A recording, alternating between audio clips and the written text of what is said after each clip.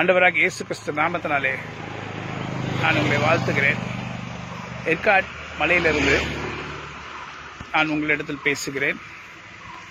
இங்கே யூதர்களுடைய ரட்சிப்புக்காகவும் எருசலேமின் சமாதானத்துக்காகவும் பிரேயர் வாக் நடந்து கொண்டே ஜெபிக்கிறேன்.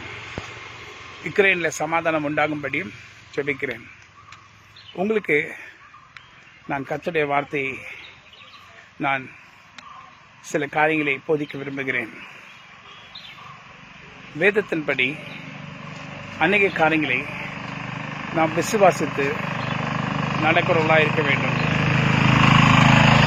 வேதத்தின்படி நாம் வாழுகிறவர்களாக இருக்க வேண்டும். இந்த நாளிலே நான் உங்களுக்கு ஒரு காரியத்தை சொல்ல விரும்புகிறேன். ஆண்டவராகிய கர்த்தர் நமக்கு கிறிஸ்து இயேசுவுக்குள் எல்லா அதிகாரங்களையும் கொடுத்திருக்கிறார்.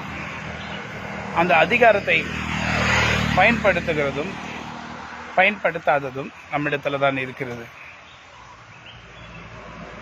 அநேகராகி நாம் ஜெபிக்கிறோம், நம்முடைய ஜெபங்கள் கேட்கப்படுகிறதா என்று கூட நமக்கு தெரியல சில நேரங்களில். ஆனால் நம்முடைய எல்லா ஜெபங்களையும் கேட்கிற தேவன் is a God who hears all your prayers. உன்னுடைய அனைத்து ஜெபங்களையும் அவர் கேட்கிறார். ஸோ இந்த காலை நேரத்தில் வேதம் என்ன சொல்லுகிறதுனா, என் ஜனமே, நீ மலையை பார்த்து பேசு, அப்பொழுது அந்த இடத்த விட்டு அது விலகி போகும். இங்கேருந்து பேருந்து போயிட்டு சொன்னால் போகும்.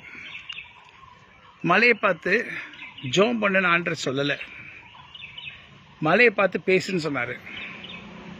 அதுக்கு ஆண்டவர் என்ன சொன்னார்னா, விசுவாசம் கடுகளவு விசுவாசம் இருக்குமானால் நீ மலையை பார்த்து பெயர்ந்து போய் என்று சொன்னால் அது போகும். கடுகளவு விசுவாசம் கிறிஸ்து இயேசுவின் மேல். அதுக்கு இயேசு கிறிஸ்து நாமத்தை பயன்படுத்தி மலையை பார்த்து பெயர்ந்து போன்னு சொல்லணுன்ற அவசியம் இல்லை. ஏனென்றால் பூமியை கர்த்தர் மனுஷனுக்கும் வானங்களை கர்த்தர் தமக்காகவும் வைத்துக் கொண்டார். ஸோ அதனால் பூமியை கர்த்தர் மனுஷனுக்கு கொடுத்தனால அதுக்கு உண்டான அதிகாரத்தையும் கொடுத்தார். அது ஆண்டு கொடுக்குற அதிகாரம். அப்போ கிறிஸ்து இயேசுவின் மேல் இருக்கிற விசுவாசத்தினாலே நீ மலையை பார்த்து பெயர்ந்து போன்னு சொன்னால் அது கண்டிப்பாக போகும். கடுகள விசுவாசம் இருந்தால். இன்றைக்கி நாம் என்ன பண்ணுறோன்னா, ஜெபம் பண்ணுறோம், அழுறோம், நிறைய காரியங்களை செய்கிறோம், ஆனால் அற்புதம் நடக்கலை. மோசே அதே மாதிரி தான் பண்ணார். இன்று கண்ட எகிப்தினை நீ என்றுமே காண்பதில்லை என்று இஸ்ரவேல் ஜனங்களை பார்த்து மோசே சொன்னார். சொல்லிட்டு அழ ஆரம்பித்தார் சிவந்த சமுத்திரத்துக்கு முன்பாக. அப்போது கர்த்தர் கோவப்பட்டார். மோசே, நீ என்ன பண்ணுற? ஏன் அழுவுற? உன் கையில் இருக்க கோலை நீட்டு, அப்போது நான் அற்புதம் செய்வேன். சுதேப்பிள்ளையே, மலையை பார்த்து பேசணும். உங்களுடைய பிரச்சனைகள் மலை போல இருக்கிறதா? பேசுங்க, அந்த பிரச்சனை மாறும். பிரச்சனை திரும்ப பேசுங்க. தாவீது ராஜா எப்படி என்ன பண்ணாரு? பிரச்சனைகள் இருக்கும்போதே என்னை பிரச்சனையிலிருந்து விடுதலை ஆக்கின கர்த்தருக்கு ஸ்தோத்திரம் என்று சொன்னார். ஸோ இந்த மாதிரி வார்த்தைகள் ஆண்டவரை செயல்படுத்த செய்கிறது. ஆண்டவர் உனக்கு அதிகாரத்தை கொடுத்திருக்கிறார். ஸோ அந்த அதிகாரத்தை பயன்படுத்துகிறதும் பயன்படுத்தாதோ உன்னிடத்துல தான் இருக்கிறது.